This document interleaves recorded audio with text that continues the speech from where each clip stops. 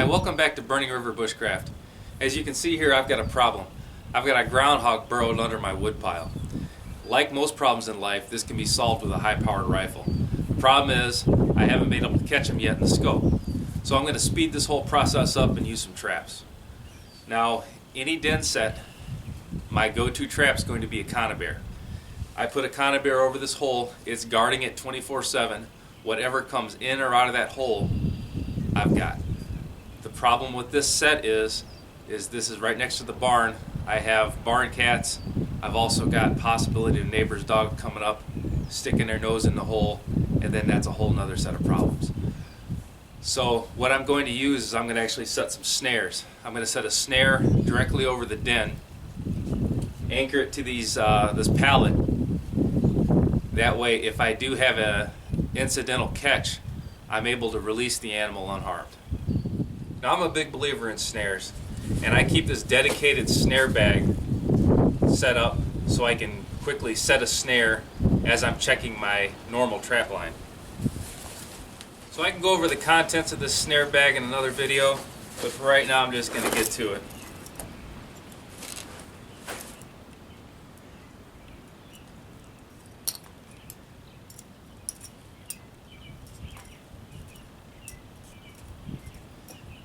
So here's my snare. This one's already loaded. So that means I've already got a formed loop on it.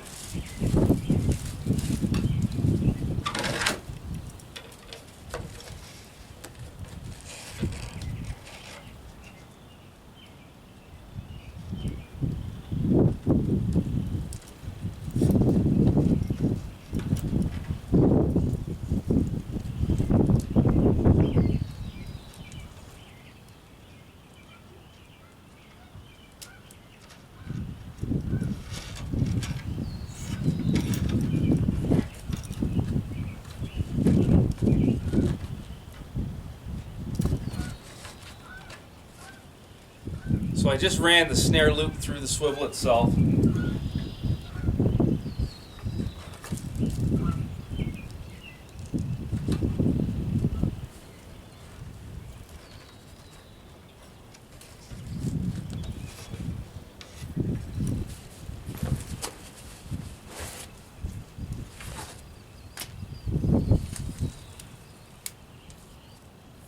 And I'm going to stabilize the snare with a piece of heavy gauge wire. I believe this is a number 9.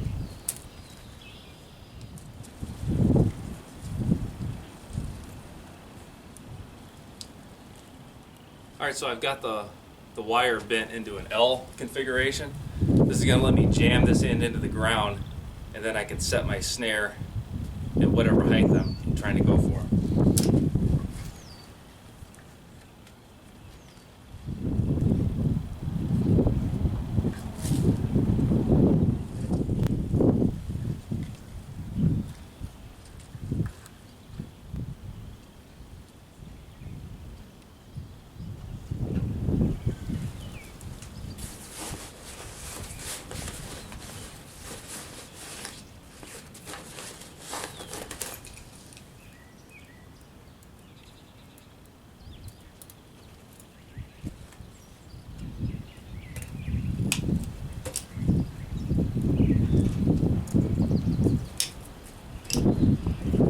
Okay, now I'm going to take some lighter gauge. This is a 14 gauge trapping wire, and I'm going to use that to just open up the snare and hold the angle down the den like I'm after.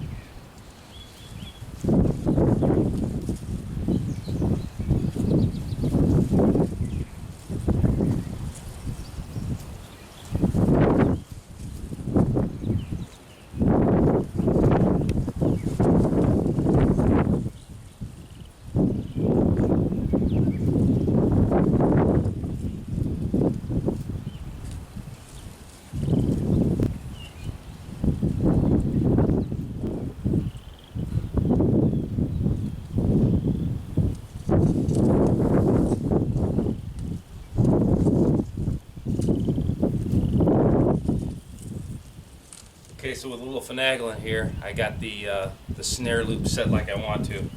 I'll give you a quick close-up here.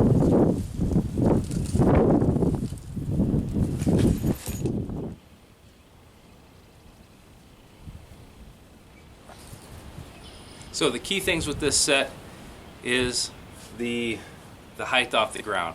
I'm not actually dragging. I've got a little bit of a gap. I'm about 3 inches up off the bottom of the trail. I am holding the exact same angle as the ramp of the den itself. I had to do that to keep the snare from just dangling straight down. I had to stick those 2 pieces of wire, and it's actually resting on the wire, and the heavy number 9 on top. So it's kind of got 3 points of contact. It's rigid on top. When the animal hits the snare, the only part that's going to move is the loop. That number 9 wire is anchored into the ground solidly, and I've got wood on top of it once I had my angle established. So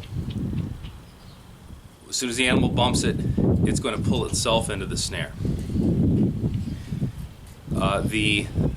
The lock on the snare, which is the part that actually engages, travels one way to tighten, will not back off. The lock is at exactly 12 o'clock. You don't want that lock any past 12 because you want gravity itself to close quickly. So this is a good fast snare. Now there is a possibility that this isn't a groundhog in here. Could be a skunk. Whatever it is, I don't want it under my wood pile. So this is going to find out. Now the good thing about snares that I've found in the past, animals brush against stuff all the time, especially more in a wooded environment than underneath the woodshed. But I have blocked the entrance with a few sticks to make sure this was active still, and it just nudged the wood out of the way. So if you do not catch this animal, it lets you fine-tune the snare. So I might go bigger loop, I might go higher off the ground, I might go lower, I might set the snare deeper into the den, I might bring it out more. But I can fine-tune this and adjust it, and the animal is going to continually brush by it. I've had that happen time and time again with coons especially. Coons could care less about snares hitting them in the face. They'll brush it, they'll brush the snare, knock the snare out of their trail as they're walking. And eventually I get the angle right, and each time that happens, I'm learning and I'm adjusting my next set. So this snare's been set less than 8 hours, and I've already got a catch. As soon as I came up, I could see quite a bit of disturbance. I could see my number 9 snare wire. I see tension on the snare itself. I wasn't quite sure where the animal was. I can see it now. It's buried back up under a pallet. When you're trapping for groundhogs, when you catch one, most of the time you're going to need a shovel. They dig and dig and dig. They dig until they run out of cable or chain, depending on what you're catching them with. A couple of key things to note with this. Live food never spoils. That's Dave Canterbury's saying. If I had a conibear and I had killed this animal, it would be, who knows when, at least 7 hours, maybe 6 hours, that it could have been sitting dead. Now, if this was summertime, this is springtime right now, if this was summer, I could have an animal in the heat, in the sun, while I'm off doing something else. The animal's waiting for me, but that's that much more chance that you got meat spoilage. Right now, that groundhog is alive and well.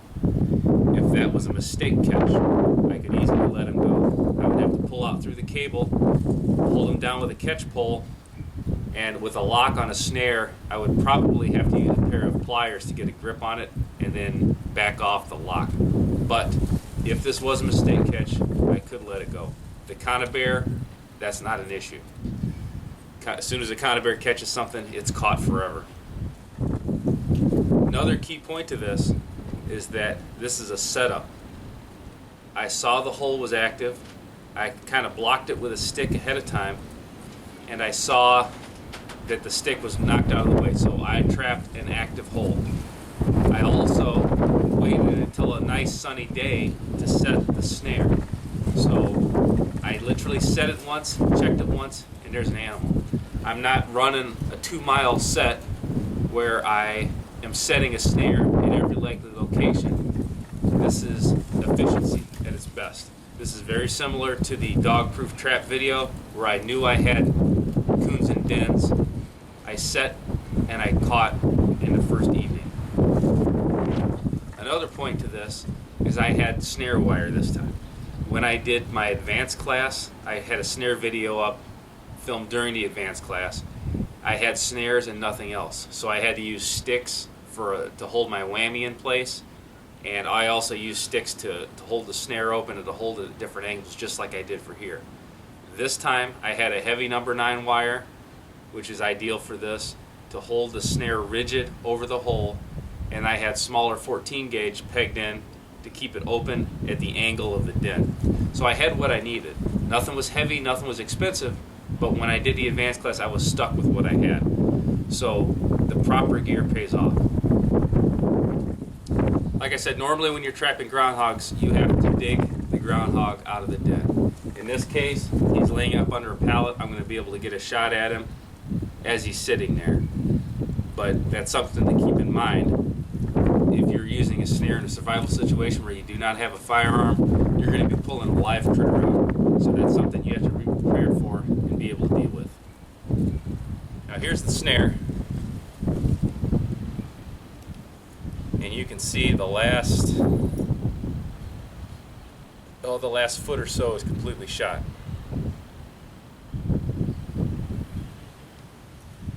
So typically snares are thought of as one and done. We'll look at this in another video, see what I can do with it. But in its current state, it's no good. This snare did its job and supplied, quite a bit of meat. So thanks for watching Burning River Bushcraft. I'll see you next time.